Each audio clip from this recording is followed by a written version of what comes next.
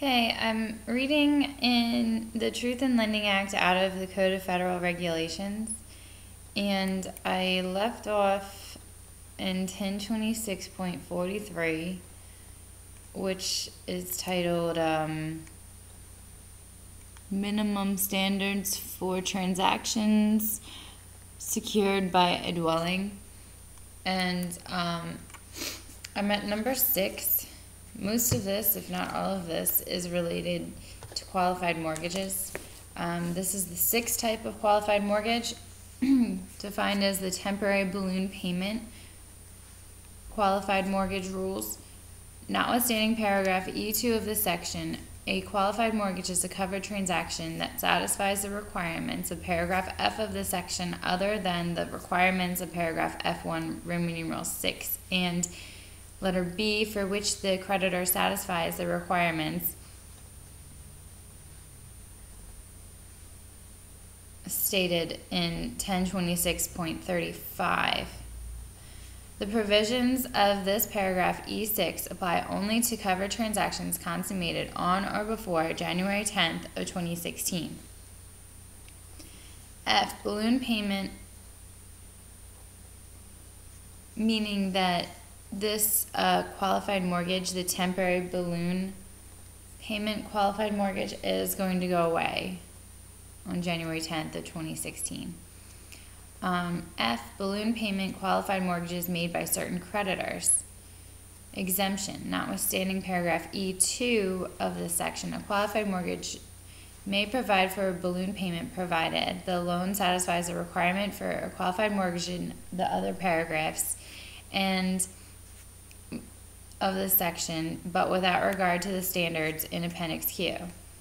Roman numeral 2, the creditor determines at or before consummation that the consumer can make all of the scheduled payments under the terms of the legal obligation as described in paragraphs F1, Roman numeral 4 of this section, together with the consumer's monthly payments for all mortgage-related obligations and excluding the balloon payment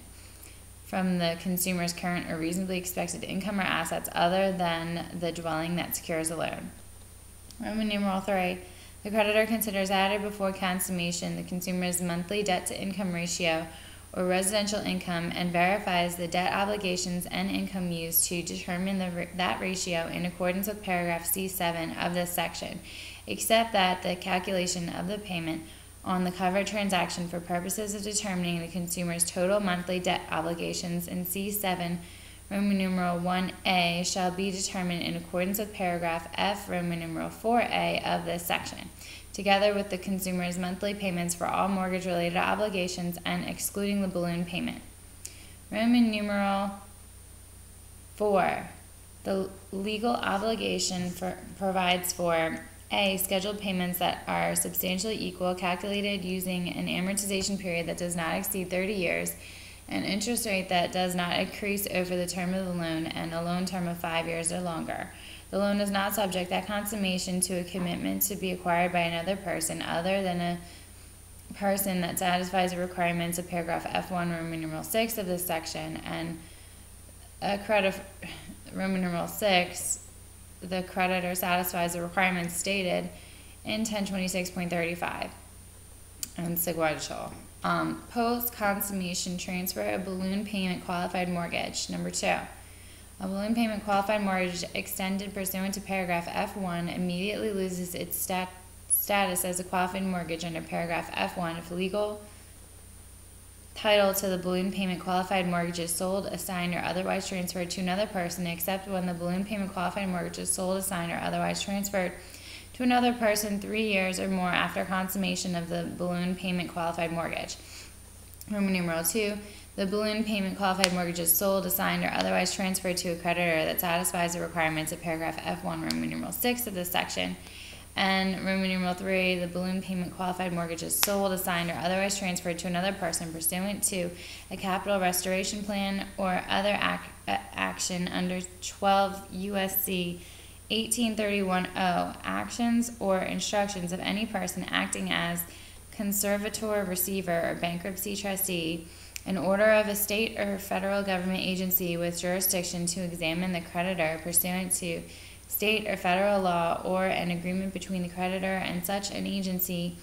or the balloon payment qualified mortgage is sold, assigned, or otherwise transferred pursuant to a merger of the creditor with another person, or acquisition of the creditor by another person, or of another person by the creditor. G. Prepayment penalties. When permitted, a covered transaction must not include a prepayment penalty unless I. The prepayment penalty is otherwise permitted by law, and Roman numeral II. The section A, B, or C. A has an annual percentage rate that cannot increase after consummation. B is a qualified mortgage under paragraph E2, E4, E5, E6, or F of this section, and C is not a higher price mortgage loan as defined in 1026.35a. Number 2, limits on prepayment penalties. A prepayment penalty must not apply after the 3-year period following consummation and must not exceed the following percentages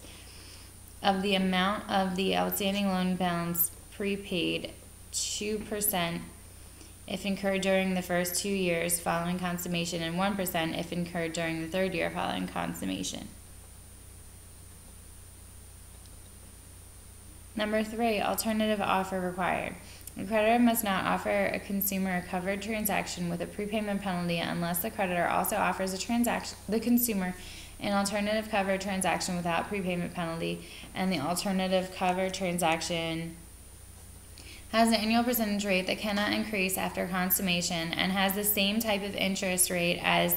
the covered transaction with a prepayment penalty. For purposes of this paragraph G, the term type of interest rate refers to a transaction, whether a transaction is a fixed mortgage as defined in 1026.18(s)(7) Roman numeral III, or is a step rate mortgage as defined, has the same loan term as the loan term for the covered transaction with a prepayment penalty, and satisfies the periodic payment conditions under paragraph E2I of this section. And 4, Roman numeral IV, satisfies the points and fees conditions under paragraph E2 Roman numeral III of the section based on the information known to the creditor at the time the transaction is offered. And Roman numeral V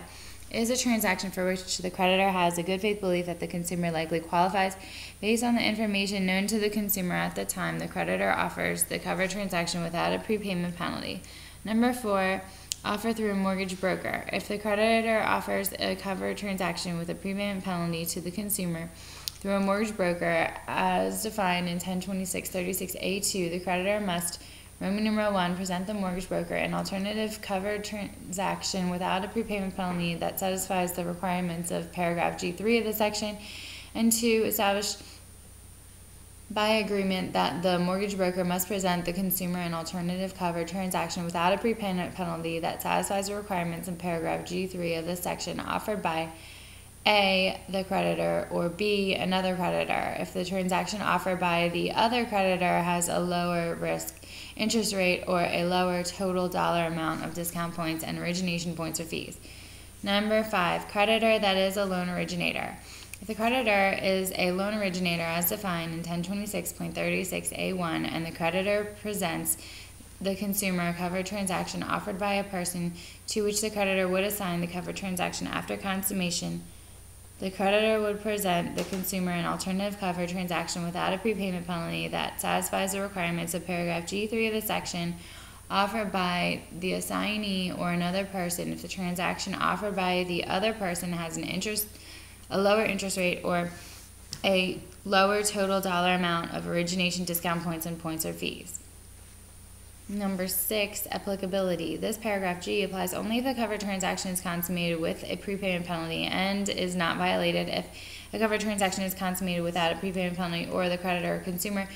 do not consummate a covered transaction. H, evasion, open-end credit. In connection with credit secured by a consumer's dwelling that does not meet the definition of open-end credit, a creditor shall not structure the loan as an open-end plan to evade the requirement